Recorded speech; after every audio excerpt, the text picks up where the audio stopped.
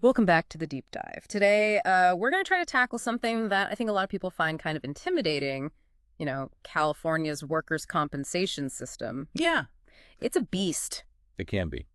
So, we asked you guys to share some documents with us, and you did. You did. Looks like excerpts from Chapter 2, and it's all about how this whole system is organized. Right. Now, whether you're, facing a claim right now or just trying to wrap your head around this system in general, we're hoping to break it down for you a little bit. Absolutely. Like the structure, the key players, what it all means for you. Yeah. Think of this deep dive as your cheat sheet to understanding the process in California. Yeah, for sure.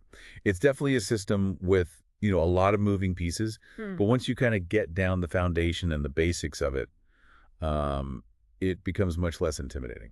Okay, so first things first, there's this thing called the Division of Workers' Compensation, the DWC. It sounds like a government agency. It is. But is it more than that? Yes, it is. Think of the DWC as kind of the central hub for everything related to workers' comp in California. Okay. So they're responsible for administering the system, Okay. setting the rules, and even acting as the court system for handling, disputes. Oh, wow. What's really interesting, too, is they have a network of 24 district offices. Okay. They call them boards spread out across the state. So it's not just some faceless bureaucracy miles away. You can actually go to a local office and get help. You got it. Yeah, exactly. These local boards are where a lot of the action happens. Cool. They handle initial filings, they provide information and assistance, Oh, wow. and they can even conduct hearings. Okay. And if you're not satisfied with a decision at the local level, there's actually an appeals process that can go all the way up to the state level. Okay. So you've got kind of multiple layers to this system, providing checks and balances along the way. That's good to know. It sounds like they've built in some safeguards to make sure things are handled fairly. Now, you mentioned that the DWC has all these different units within it. Yeah. Can we dive into those a little bit? It feels like a whole other level of complexity. Yeah, it can feel that way for sure. But each unit has, a very specific role to play, and understanding, those roles can make things much clearer for you as you navigate the system. Okay. All right. Let's unpack them one by one. Yeah. First up, we have the Workers' Compensation Appeals Board, the WCAB. Right. Is this the same as those local boards you mentioned? It's easy to get them confused, but the WCAB is actually a separate entity. Okay. While the local boards handle initial decisions, the WCAB is a higher judicial body that deals with appeals. Okay. So think of them as the Supreme Court of the workers' comp world in California. Got it. They have commissioners that are appointed by the governor, Okay. and their decisions actually set precedents for the entire system. So if you end up in a serious dispute over a workers' comp issue, the WCAB has the final say. In most cases, yes. Their rulings are very important because they interpret the law and clarify how it applies to specific situations. Wow. Their decisions can have a major impact on how benefits are awarded and claims are handled. That makes sense. It's good to know there's a higher authority to ensure consistency and fairness across the board. Right. Now, besides the WCAB, there's another unit that caught my eye, the Audit and Enforcement Unit. Right. It sounds a little intimidating, to be honest. I can see how you would say that. Yeah. It's not meant to be intimidating, but it does have a very important function. Okay. So this unit is responsible for making sure that everyone involved in the system is actually playing by the rules. Okay. So they're auditing insurance companies, self-insured employers, even medical providers Wow. to ensure compliance with workers' comp laws and regulations. So they're like the watchdogs of the system, That's a good way to put it. making sure nobody's cutting corners or taking advantage of anyone else. Exactly. They actually have the authority to assess penalties, force the payment of benefits, and even revoke licenses if they find violations. Oh, wow. So this is a crucial aspect of the system, because it protects both employees and employers from bad actors who might try to game the system. That's a relief to hear. It's good to know there's a mechanism in place to hold everyone accountable. Absolutely. Now, for someone who's actually going through the process of filing a claim, Right.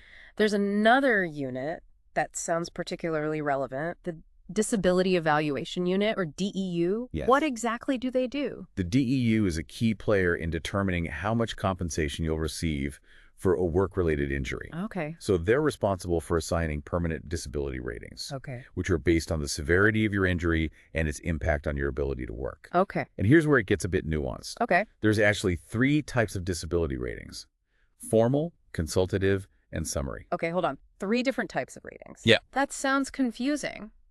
How does the type of rating impact me as someone going through the process? It's all about how your case is evaluated. Oh, okay. So, for example, if your injury is straightforward and the doctor's assessment is pretty clear-cut, you might get what's called a summary rating, Okay. which is a much faster and simpler process. Okay. But if your case is more complex, Right.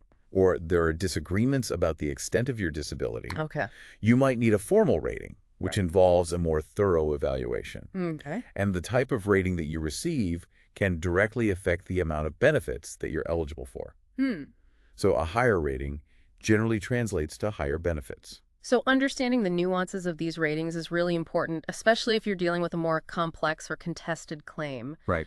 It's probably a good idea to get some expert advice if you're not sure what type of rating applies to your situation. I would definitely agree with that. Navigating the intricacies of disability ratings can be tricky. And, seeking guidance from a qualified professional can make a big difference in the outcome of your case. Good advice. Now, I know we've been throwing around a lot of terms and acronyms, and it can feel overwhelming. Yeah. Is there a place where someone can go to get some basic information and support without feeling lost in all the jargon? There absolutely is. The DWC has a unit specifically designed for that purpose, the Information Assistance Unit, or INA. Okay. They're kind of like the friendly face of the workers' comp system. This sounds like a much-needed resource. What kind of help can they provide? They can answer, basic questions about the process. Okay. They can explain your rights and responsibilities, and they can even help you resolve disputes with your employer or your insurance company. Oh, wow. They also offer workshops and seminars, and they have a hotline you can call to speak with a counselor directly. So they're like a one-stop shop for getting the information and support you need to navigate the system effectively. Exactly. They're a really valuable resource, and I really encourage anyone who's dealing with a workers' comp issue to reach out to them. Yeah. They can really help you understand your options and avoid potential pitfalls. That's fantastic. It's reassuring to know there's a dedicated team available to help people make sense of it all. Yeah, absolutely. Okay, we've covered a lot of ground with these DWC units. We have. But I know there's still more to explore. Definitely. What's next on our journey through the workers' comp maze? Let's move on to another essential piece of the puzzle, the medical unit. Okay. As you might imagine, it plays a huge role in the workers' comp system, Right. dealing with everything related to medical care and treatment for work-related injuries. That makes sense. Medical care is obviously a big part of any workers' comp claim. For sure. But how exactly does the medical unit fit into the bigger picture? They wear a lot of hats. Okay. First and foremost, they set the policies and guidelines for medical treatment within the workers' comp system. Oh. So they decide, which treatments are considered appropriate for specific injuries and establish standards for medical providers. So they're kind of like the rule makers for all things medical within the workers' comp world. Exactly. They make sure the treatments being provided are evidence-based and aligned with best practices. You got it. Okay. And that's really important, because it helps ensure that injured workers are getting the most effective care possible. Right. Now, beyond setting those guidelines, the medical unit also plays a critical role in resolving medical disputes. Okay. Remember those QMEs we talked about earlier? Right. Well, it's the medical unit that vets and appoints those qualified medical evaluators. Right. The QMEs. Yeah. The medical tiebreakers. Right. But I'm still a little fuzzy on what makes them so qualified. How can I be confident that they're truly experts in their field and impartial in their assessments? That's a great question. The medical unit has a rigorous process for selecting and certifying QMEs. Okay. So these doctors have to meet, specific criteria. Years of experience, board certifications, specialized training. Okay. And they undergo a thorough vetting process to ensure they have the expertise and the impartiality needed to handle these, complex medical evaluations. So it's not just any doctor who can become a QME. No. They have to go through a special selection process to prove they're up to the task. Exactly. And the medical unit also investigates any complaints filed against QMEs Oh, wow. to make sure that they're upholding the standards of fairness and professionalism. So you can be confident that they're truly qualified and impartial in their assessments? You got it. That's good to know. It adds another layer of accountability to the system. Right. Now, besides vetting QMEs, what else does the medical unit handle? You mentioned they wear a lot of hats. They do. So they're also responsible for overseeing medical provider networks, Okay. which are groups of doctors and hospitals that have agreed to provide treatment to injured workers at pre-negotiated rates. Oh, okay. And they also handle the complexities of utilization review and independent medical review. which are processes for ensuring that the medical treatment being provided is appropriate and necessary. Utilization review and independent medical review, those sound like some pretty intense process. They can be, but we'll delve into those more deeply in a bit. Okay. For now, just know that the medical unit plays a crucial role in overseeing the quality and the cost-effectiveness of medical care within the workers' comp system. Okay, that gives me a much clearer picture of how the medical unit fits into the puzzle. Yeah. It sounds like they have their hands full. Now, before we move on, I'm curious about the behind-the-scenes operations that keep the whole system running smoothly. Right. Is there some sort of central command center where everything comes together? You could say that. One of the key elements is the Workers' Compensation Information System, or WCIS. WCIS, yep. Since 2006, all workers' comp claims in California have been filed electronically, which creates a massive pool of data Right. that the WCIS manages. Okay, I can imagine that's a lot of data. What do they actually do with all that information? The WCIS serves a few important purposes. Okay. First, it allows the Department of Industrial Relations, or DIR, Okay. to track trends and patterns in the data, Right. helping them identify areas where the system is working well and areas where, improvements might be needed. They can also use the data to evaluate the effectiveness of various programs and policies, Okay. like those medical provider networks we talked about. So it's like having a giant microscope on the entire workers' comp system, allowing them to see the big picture and identify any potential problems or areas for improvement. Exactly. And the data also helps them measure the adequacy of benefits that are being paid, making sure they're in line with the cost of living and the needs of injured workers. Right. They can also use the data to conduct research Right. on topics like workplace safety, return to work outcomes, and the impact of different medical treatments. Wow. It sounds like this WCIS is a real game changer. They're actually using data to analyze and potentially improve the system as a whole. It's not just about processing claims. It's about making the system better for everyone involved. I agree. It's a really powerful tool that's transforming the way workers' comp operates in California. Okay. We've covered the WCIS, the data powerhouse behind the scenes. Right. What other hidden gems are lurking in the workers' comp landscape? There are a couple of really important trust funds you should know about, Okay. especially if you're an employee. Right. The Uninsured Employers Benefits Trust Fund, or UEBTF, Okay. and the Subsequent Injuries Benefits Trust Fund, or SIBTF. Trust funds. Those sound pretty specific. They are. Why would an employee need to know about them? So the UEBTF is there to protect you if you get injured on the job, Okay. and your employer should have had workers' comp insurance, Okay. but didn't. Oh, wow. So it steps in to cover your benefits in those cases. That's a huge relief. It's like a safety net for employees who find themselves in a really unfortunate situation. Exactly. It's reassuring to know that there's a backup plan if an employer fails to meet their obligations. Absolutely. And there's even a specific guide available for filing a claim with the UEBTF. Oh, right. So the process is, laid out clearly for you. Now, the SIBTF is a bit different. Okay. This one provides extra compensation to injured workers who already had a pre-existing disability or impairment before their current work injury. So, for example, if I had a previous back injury and then I hurt my back again at work, the SIBTF might kick in to provide additional benefits. That's right. It's designed to protect workers who might be, more vulnerable to further injury because of a pre-existing condition. Okay. And it actually serves another important purpose. Okay. It encourages employers to hire people with disabilities. That's interesting. How does it encourage employers to hire disabled workers? It seems like it would make things more complicated. It does add a layer of complexity. Right. But here's how it works.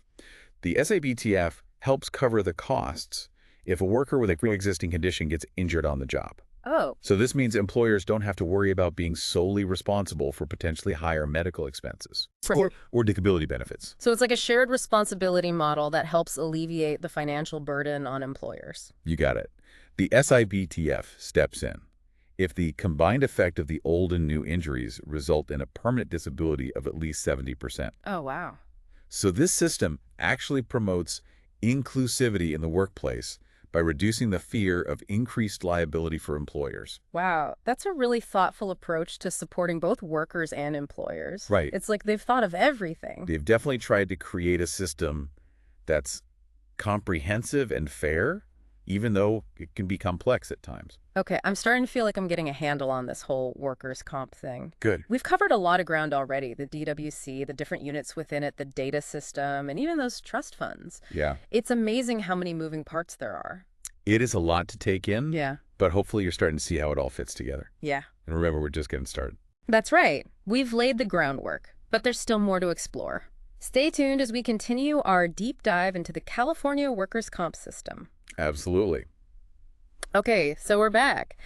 And ready to dive a little deeper into those mysterious processes you mentioned earlier, utilization review and independent medical review. Right. They sound kind of like something out of a medical drama. They do have a little bit of a dramatic flair to them, but they're actually designed to make sure that you're getting the right medical care Okay. for your work-related injury. Right. Let's start with utilization review, Okay. or UR, as it's often called. Think of it as a quality control check on your treatment plan. So if my doctor recommends a certain treatment, UR is like a second opinion to make sure it's really necessary? That's a great way to put it. Yeah, the insurance company has the right to review your doctor's recommendations Okay. to ensure that they're medically necessary Right. and appropriate for your specific injury. Okay. So they'll have a medical professional Okay. look at your case and make sure that the proposed treatment aligns with, established medical guidelines. So it's not just about whether a treatment might help. Right. It has to be proven effective and relevant to my injury. You got it. The goal is to make sure that you're getting, the most appropriate care and avoid any unnecessary procedures or treatments that could be costly and might not actually benefit you. That makes sense, but what happens if the UR reviewer disagrees with my treating physician's recommendations? That sounds like it could create some tension. Yeah, it definitely can. If the reviewer determines that the treatment is not medically necessary, Right. based on the evidence and the guidelines, All right. they can deny authorization for it. Denied. So what happens then? Do I just have to accept that decision, or do I have any options? You're not powerless in this situation. That's where independent medical review, Okay. or IMR, comes into play. So if your treatment is denied through UR Okay. and you disagree with that decision, Right. you have the right to request an IMR. So it's like appealing the decision to a higher authority, getting a fresh set of eyes on my case. Precisely. IMR is conducted by a completely independent medical professional Okay. who had no involvement in the initial UR process. Okay. So they'll review your medical records, they'll consider the reasons for the denial, Right. and they'll make a decision Right. based on the evidence and those same medical guidelines that we talked about. Okay, so it's like a more in-depth review of my case. Right. With a focus on fairness and making sure I'm getting the treatment I need. I had it. And here's the important part. The IMR doctor's decision is binding Okay. on both you and the insurance company. Wow, so it's really the final word on the matter. In most cases, yes. Mm-hmm. There are very limited circumstances where an IMR decision can be appealed further, but generally speaking, it's considered the final determination. This whole process sounds incredibly thorough, but I can imagine it's also pretty time-consuming. Yeah. How long does it typically take to go through UR and then potentially IMR? It can vary depending on the complexity of the case, but the system is designed to move things along as quickly as possible. Right. There are timelines in place for each step of the process, Okay. and both the insurance company and the IMR provider have to adhere to those timelines. Okay, that's good to know. At least there are some guardrails in place to prevent things from dragging on forever. Right. Now, I know we've touched on QMEs before, but I still have some questions about their role in all of this. Yeah. When would I actually need a QME evaluation, and how does that process even work? So QMEs come into play when there's a medical dispute that can't be resolved through, regular channels. Okay. So let's say you and your doctor believe you need a certain treatment, Okay. but the insurance company disagrees and denies it through UR. Right. And then the IMR upholds that denial. Right. If you still disagree, a QME evaluation might be the next step. So it's like the ultimate tiebreaker in a medical disagreement. When all other avenues have been exhausted, the QME steps in to make a final determination. That's a great way to describe it. They're independent medical experts Okay. who are appointed by the DWC specifically to assess your case and provide an unbiased opinion. Okay, that makes sense. But I'm still curious about how these QMEs are chosen. Yeah. Is it just any doctor who can sign up to be a QME, or is there a specific process? The selection process is actually quite rigorous. Yeah. QMEs have to be certified by the medical unit of the DWC, Right. and they have to meet, certain qualifications and undergo specialized training to be eligible. So they're not just your average doctor. Right. They have to have specific expertise in evaluating work-related injuries and disabilities. Exactly. They're specialists in their field, and they're trained to understand the complexities of the workers' comp system. That's reassuring to know. It sounds like a lot of effort goes into making sure these QMEs are truly qualified and impartial. It's all about ensuring a fair and unbiased assessment of your case. And the selection process itself is designed to prevent any bias or influence from either you or the insurance company. So how does it actually work? If I need a QME evaluation, how is one chosen for my case? There's a couple ways it can happen. Sometimes the parties involved in the case can agree on a QME together. Okay. If they can't agree, the DWC will randomly assign a QME Okay. from a pool of qualified doctors in your geographic area. So it's kind of like drawing names out of a hat, but the hat is filled with highly qualified medical professionals. Exactly. It's a system that's designed to be as fair and impartial as possible. Okay, that makes sense. Now, once the QME is chosen, what happens next? What can I expect during the evaluation process? So the QME will schedule an appointment with you for an examination. Okay. And they'll review your medical records, they'll conduct a physical exam, they'll ask you questions about your injuries and limitations, Okay. and really get a comprehensive picture of your situation. So it's more than just a quick checkup. Right. Really delve into the details of my case. Absolutely. They need to gather all the necessary information to form a, well-informed opinion. And after the examination, what happens then? Do I get a report or something? Yes. The QME will write a detailed report outlining their findings and conclusions. Okay. So they'll address things like, the nature and extent of your injuries, Okay. whether your condition is work-related, Right. whether you need further treatment, Okay. and whether you have any permanent disability as a result of your injury. So this report is kind of like their verdict on my case? You could say that. It carries a lot of weight because it's considered an expert medical opinion, Okay. and the QME's findings will play a significant role in determining your benefits and the overall outcome of your case. This is all starting to make a lot more sense. But I have to ask, what happens if I disagree with the QME's findings? It seems like they have a lot of power. Yeah, that's a great question. Yeah. It's important to remember that even though QMEs are independent medical experts, their opinions aren't always, set in stone. Okay. If you disagree with their findings, you do have options. Okay, that's good to hear. It's not like their word is law, and I have no recourse. You got it. You're not powerless in this situation. You can present counter evidence, Okay. such as, additional medical records or opinions from other doctors. Mhm. You can try to negotiate with the insurance company to reach a settlement that you're comfortable with. Right. And in some cases, you might even be able to request a hearing before a workers' comp judge to challenge the QME's report. So even though the system has all these checks and balances, I still have the right to push back and advocate for myself if I feel like something's not right. Absolutely. Oh, The workers' comp system is designed to be adversarial in nature, right. which means that both sides have the opportunity to present their arguments and evidence. Okay. It's not always easy, Right. but it's important to know that you have rights and options throughout the process. I'm really starting to feel like I'm getting a grasp on the inner workings of this whole system. Good. It's a lot to take in, but it's fascinating to see how all the pieces fit together. It's definitely complex, Yeah. but understanding the different players and processes can make a world of difference in how you approach your case. Okay, so we've gone deep into the weeds of medical reviews, evaluations, and disputes. Mhm. Can we zoom out a bit and talk about the bigger picture? Sure. You mentioned earlier that California's workers' comp system is designed to balance protecting employees while also encouraging a healthy work environment. Great. Can you elaborate on that? Of course. So the system, strives to achieve a delicate balance. Right? It aims to provide a safety net for injured workers, ensuring that they receive the medical care and the financial support they need to recover. Okay. At the same time, it encourages employers to maintain, safe work environments. Right. And helps facilitate a smooth return to work process for their employees. So it's not just about protecting workers, it's also about recognizing the needs of employers and creating a system that's sustainable for everyone involved. Exactly. It's about finding that sweet spot Right. where the interests of both workers and employers are considered and protected. But I imagine finding that balance can be tricky at times. For sure. Are there any inherent tensions or challenges built into the system? Yeah. There are definitely some challenges. One of the most common criticisms is that the system can be incredibly complex and difficult to navigate, Right. especially for injured workers who are already, dealing with the physical and emotional stress of an injury. Right.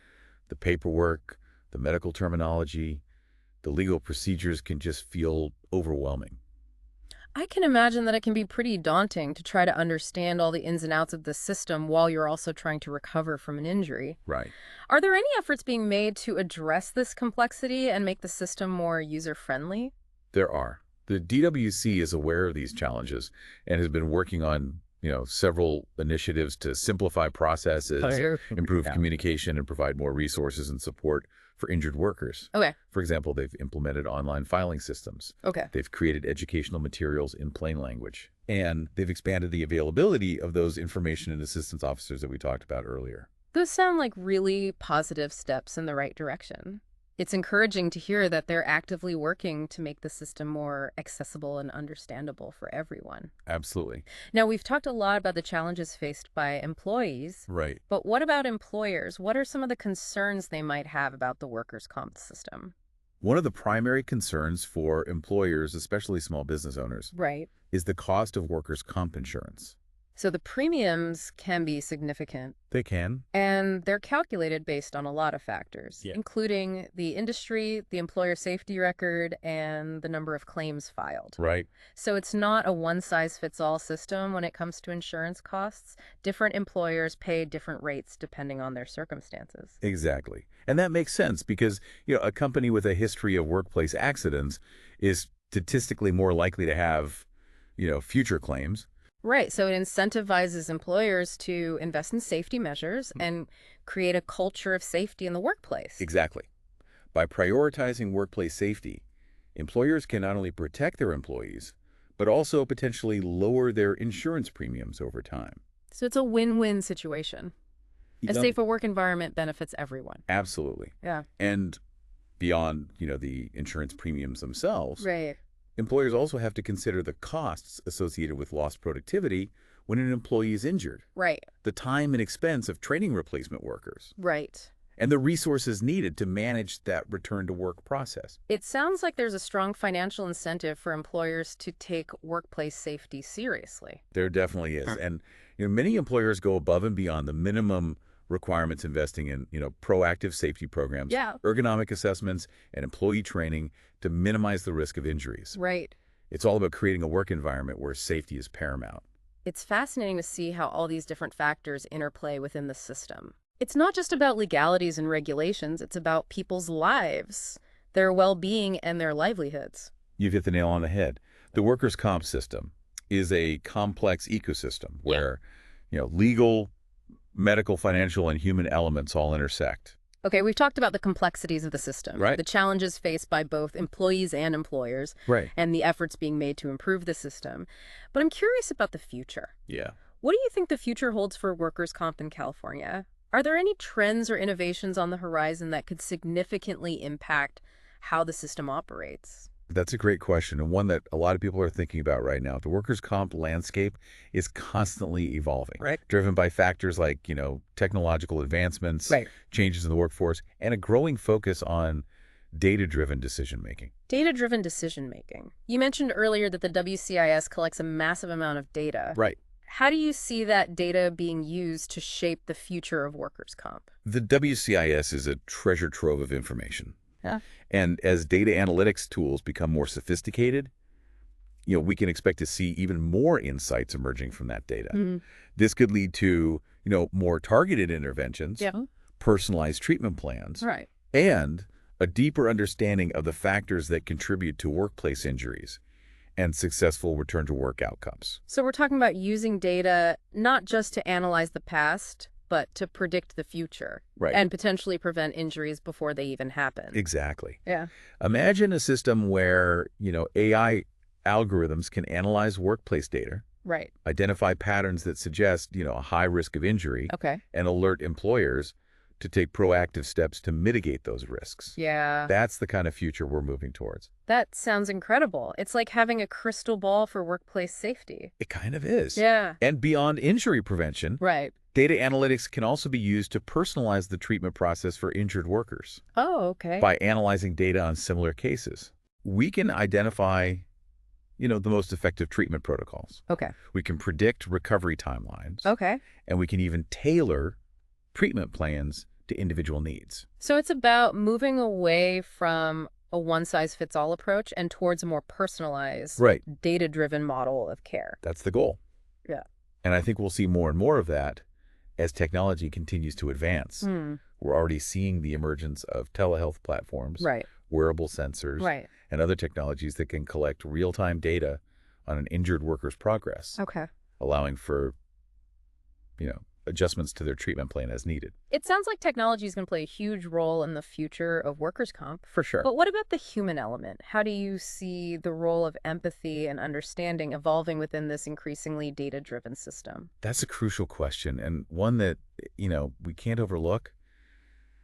Technology can be a powerful tool Right. for improving efficiency and effectiveness. Yeah. But it's essential to remember that at its core, the workers' comp system is about people. It's about real people's lives being impacted by injuries, illnesses, and disabilities. You got it.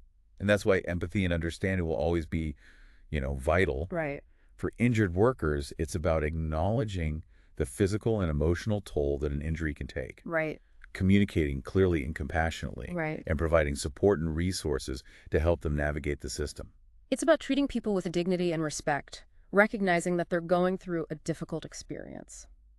Absolutely. Yeah. And for employers, it's about fostering a culture of safety, Right. creating a workplace where employees feel valued and supported, Right. and understanding the challenges that injured workers face as they recover and return to work. It's about going beyond the legal and financial aspects and recognizing the human impact of workplace injuries. Exactly. And I believe that technology can actually play a role in enhancing empathy and understanding Okay. within the workers' comp system. For example, AI-powered chatbots can provide personalized guidance and support to injured workers, Okay. answering their questions, providing information about their benefits, and connecting them with resources. So instead of feeling lost and alone in a complex system, Right. they have a virtual assistant who's there to help them every step of the way. You got it. And virtual reality simulations can be used to train employers and workers on safety protocols, Okay. allowing them to experience the potential consequences of unsafe behaviors Right. in a safe and controlled environment. It's like learning by doing, Yeah. but without the real-life risks. Right. And these immersive experiences can foster a deeper understanding of the importance of workplace safety and empathy for those who have experienced injuries. It's incredible to think about how technology can be used not just to process data, but to build human connections and understanding. It's all about finding ways to use technology in a way that enhances the human experience rather than replacing it.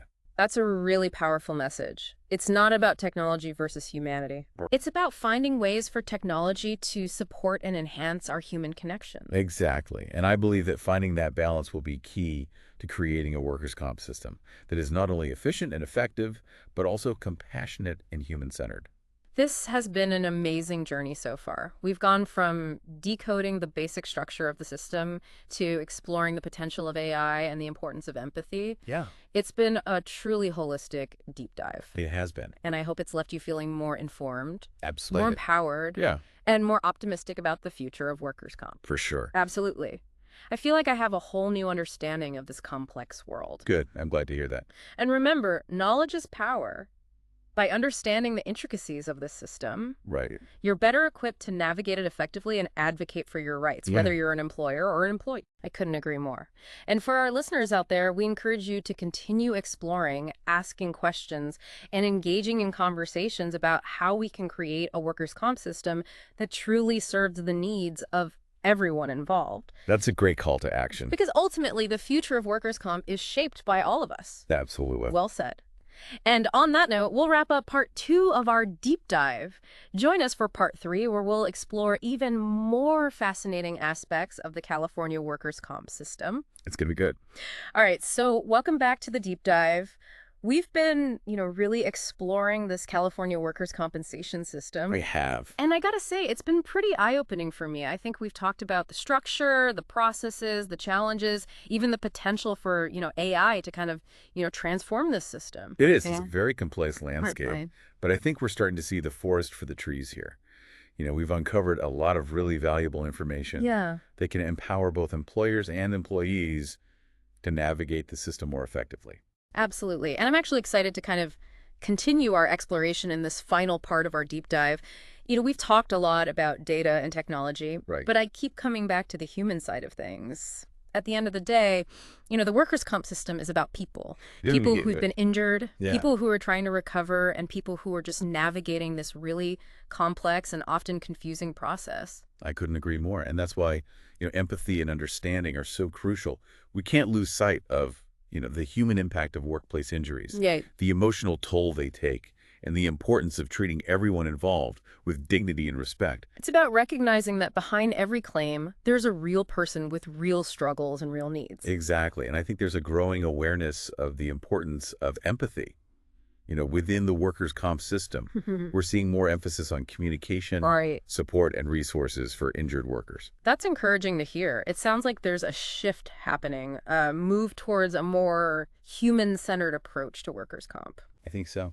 Can you give us some specific examples of how this shift is manifesting? Absolutely. One example is, the increasing focus on early intervention and return to work programs. Okay. So in the past, the emphasis was often on, providing medical care and financial benefits until an injured worker was fully recovered. Right.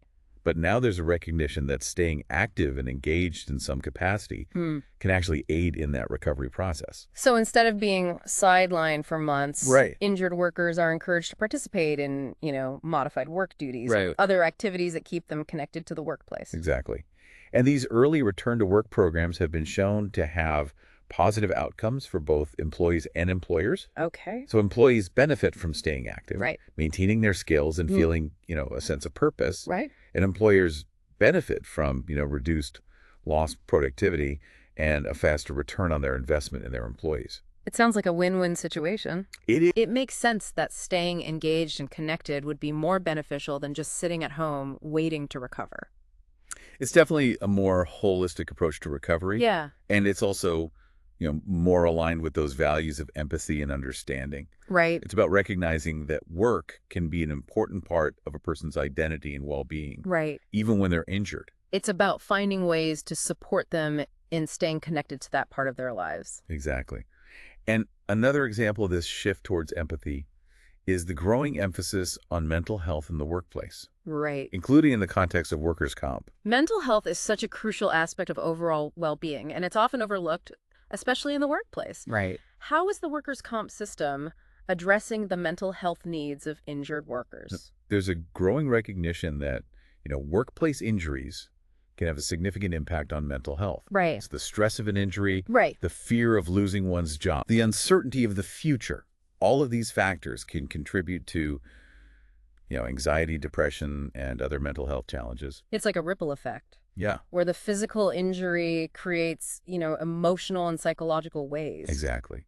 And in the past, those mental health impacts were often overlooked or dismissed. Right. But now there's a growing awareness of the importance of addressing mental health alongside physical health in the workers' comp system. So are we seeing more resources and support available for injured workers who are struggling with mental health issues? We are, yes, definitely. Yeah. More employers are offering employee assistance programs or EAPs Okay. that provide, confidential counseling and support services. Right. And within the workers' comp system itself, Okay. there's a growing recognition of the validity of mental health claims. So if an employee experiences anxiety or depression as a result of a workplace injury, they can file a claim for mental health benefits. That's right. And that's a big step forward in recognizing the legitimacy of, mental health concerns and ensuring that injured workers have access to the care that they need. It's a powerful statement about the importance of treating the whole person, not just the physical injury. Exactly. And I think this trend towards greater empathy and understanding will continue to shape the future of workers' comp in California. Yeah. We're seeing a move away from an adversarial us versus them mentality Right. towards a more collaborative approach. Okay. where everyone is working together to ensure the best possible outcomes for injured workers. It's a shift from focusing solely on, legalities and regulations Yeah. to recognizing the human impact of workplace injuries and the importance of supporting people, through challenging times. I couldn't have said it better myself. Yeah. And I believe this shift is ultimately beneficial for everyone involved. This has been such an incredible journey. We've gone from feeling intimidated by the complexity of the workers' comp system to feeling, I think, empowered by the knowledge that we've gained. Right. And optimistic about the direction it's heading. Absolutely. I agree. And I hope our listeners, feel the same way. Knowledge is power, and by understanding the intricacies of the system, both employers and employees can, advocate for their rights, Right. navigate the process more effectively, and ultimately create a more positive experience for everyone involved. It's been an honor to explore this topic with you and share these insights with our listeners. It has. Thank you for your, expertise and your passion for making the workers' comp system more equitable and human-centered. Well, it's been my pleasure. And remember, this is just the beginning of the conversation. The workers' comp system is constantly evolving. It is. And it's up to all of us to stay informed, engaged, and committed to creating a system that truly serves the needs of everyone. That's a great call to action. Because ultimately, the future of workers' comp is shaped by all of us. Well said. And on that note, we'll wrap up this deep dive into the California workers' compensation system. We encourage you to continue exploring, asking questions, and advocating for positive change.